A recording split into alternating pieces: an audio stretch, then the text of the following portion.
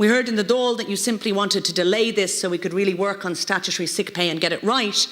However, the very last line of the alternate motion says to consider other options for change which might be available and which might not make it difficult for employers to remain viable.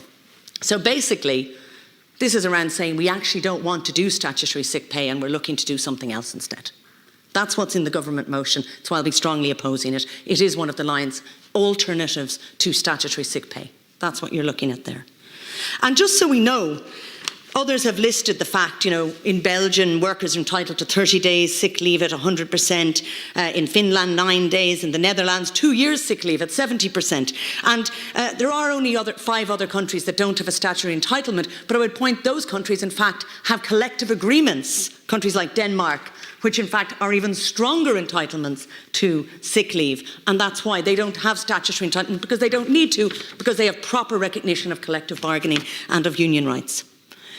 In terms of why we need this to be statutory, why no other alternative will do, I'm now going to quote from RTE, Primetime, an interview with the director of one of the main agencies who provide staff to the Eurogroup. Our agency doesn't pay sick pay.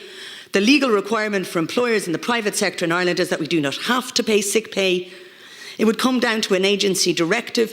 If the factories were paying sick pay, by all means, we would do exactly the same thing because we'd be able to charge for it. It's a legislation issue in relation to the government. If there was a level playing field in relation to legislation, then we would all be in the same boat and we would definitely pay sick pay if that was the case.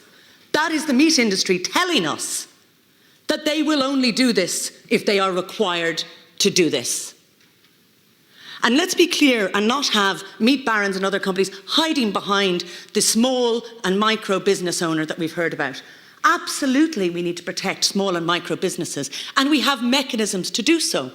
And the Labour motion explicitly has provided for a series of targeted, easy to access supports to employers who can demonstrate inability to pay sick leave.